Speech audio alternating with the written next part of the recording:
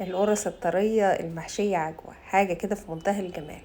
موجودة طبعا في كل الأفران، بتعملها بمبلغ وقدره. النهاردة هنعمل كمية محترمة جدا جدا من نص كيلو دقيق. طبعا تكلفة بسيطة، يعني تكاد تكون زاهدة جدا مقابل يعني الأسعار اللي بره، ومقابل كمان الكمية اللي هنحصل عليها إن شاء الله. هنعملها النهاردة بأسهل طريقة، مش هتاخد مننا وقت، مش هنبطل نعملها بإذن الله.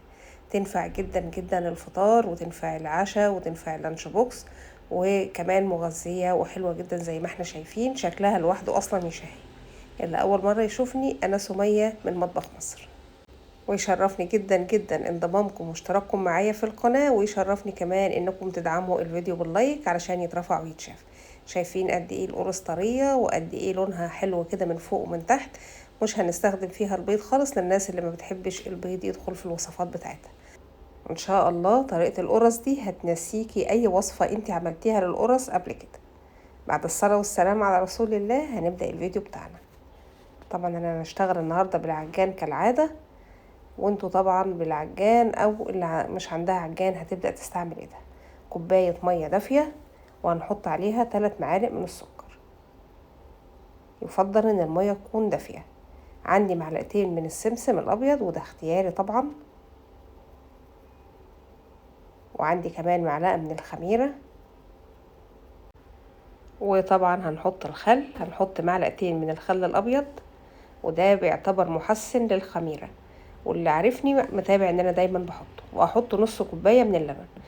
طبعا علشان نكون متفقين ان اللبن ده اختياري، لو حابة تحطي الكمية كلها كوباية ونص مية، لو حابة تحطيهم كلهم لبن، حابة تقسميهم زي ما تحبي. لكن لو عملناها بالمية زي ما هنعملها باللبن، مش هيفرق طبعا الا في القيمة الغذائية بتاعتنا. بعد كده بقى عندي الدقيق ده، نص كيلو دقيق بالكوباية المعيارية بيبقى 4 كوبايات.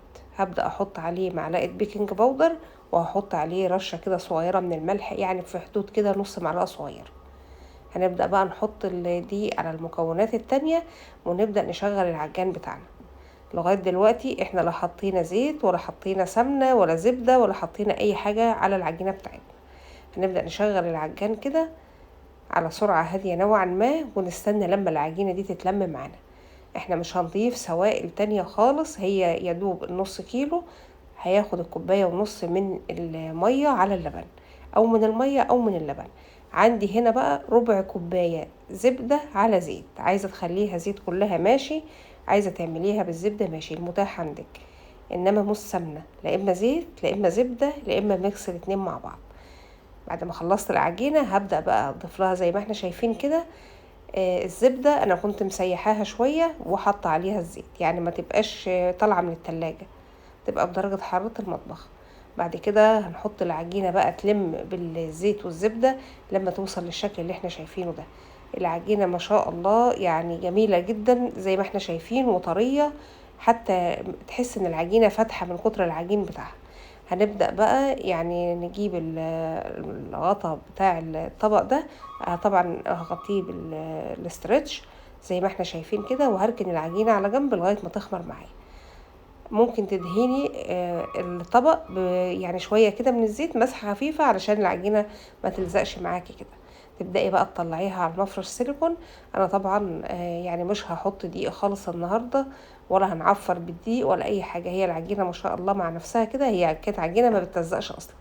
وهبدأ بقى افردها، وابدأ اطلع الكور، او تحب يعني زي ما بتحبي تشكليها وتطلعي الكور بتاعتها. زي ما احنا شايفين الكورة بالشكل ده كده، وهي بالتقريب كده الكورة في يعني من 63 ل 65 جرام.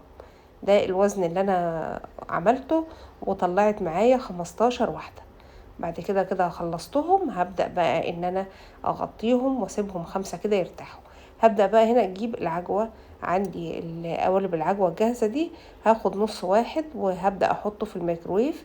احطه تقريبا 40 ثانية او حاجة زي كده يسيح معايا. اللي ما عندهاش ميكرويف هتحطه على النار، وتحط معاه معلقة زبدة او سمنة بلدي كده، وتبدأ تسيحه. انا هحط معلقة سمنة بلدي زي ما احنا شايفين، وهعجنه بمعلقة السمنة البلدي دي بعد ما سخنته في الميكرويف.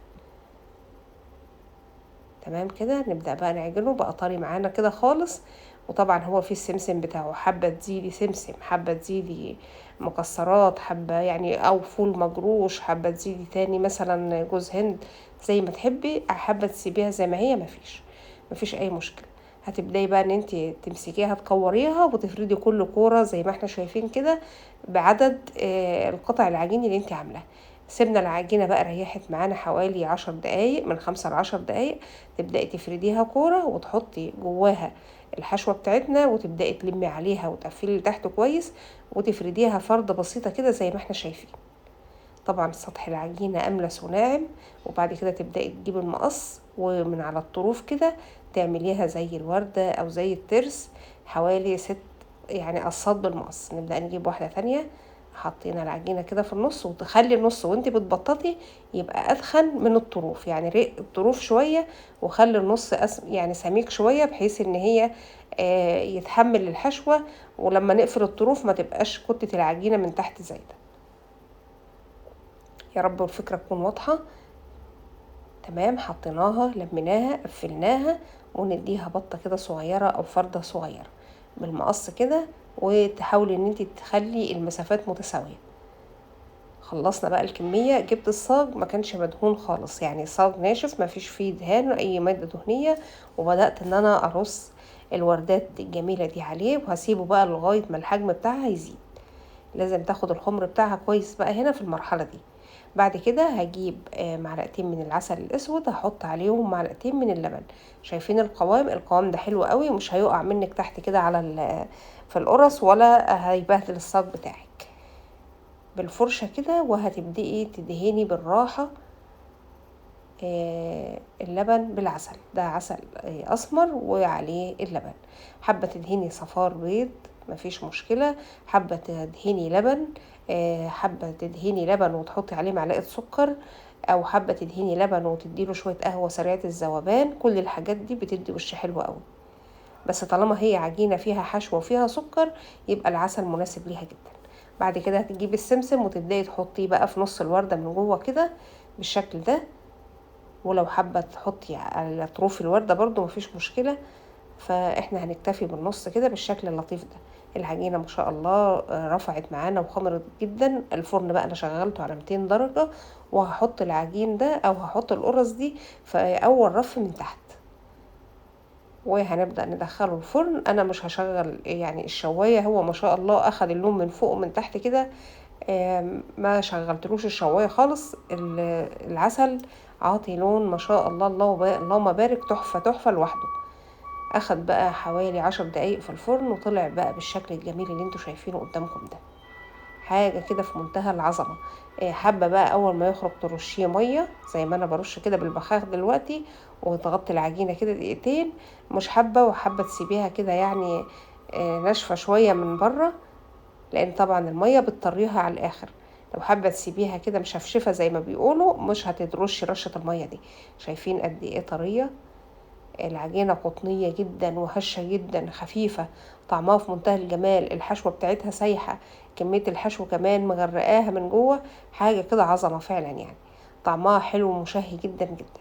لو حابة تحطي مثلا فانيليا في الوصفة ممكن تحطيها، ولكن احنا مش حاطين بيض. لو حابة تضيفي بيضة للعجين مفيش مشكلة برضو، هي هتبقى حلوة وقيمتها الغذائية هتبقى أعلى. لكن أنا عملت الوصفة دي النهاردة بدون بيض خالص. وزي ما احنا شايفين كمية الزبدة او السمنة اللي فيها، ما فيش سمنة، كمية الزبدة والزيت كانت يدوب بس ربع كوباية. اتمنى الفيديو يكون عجبكم ان شاء الله ونال رضاكم، واتمنى ان انتوا تدعموا القناة وتدعموا الفيديو باللايك علشان يترفع ويتشاف ونحقق اللي احنا عايزينه من القناة. لان اكيد احنا مش بنعمل الفيديوهات دي لنفسنا، لازم ان شاء الله نحقق الانتشار. والحمد لله انا راضية عن سير القناة، وان كان في يعني كام فيديو كده حاسة ان هم ما نالوش المشاهدة اللي يستحقوها، ولكن ان شاء الله مع الوقت بإذن الله يعني القناة هتتشاف كلها. وأكيد ربنا مش بيضيع تعب حد أبدا. شايفين قد إيه القرص طرية، وحقيقي القرص بتتكلم عن نفسها. أشكركم، وأتمنى لكم إن شاء الله أوقات طيبة، وأتمنى اللي تعمل الوصفة وتنجح معاها تكتب لي في الكومنتات. ولو في أي وصفة أنتم محتاجينها ياريت بعد إذنكم تكتبوا لي في الكومنتات، وإن شاء الله نبدأ إن احنا نطبقها ونعملها مع بعض. اشوفكم على خير، والسلام عليكم ورحمة الله وبركاته.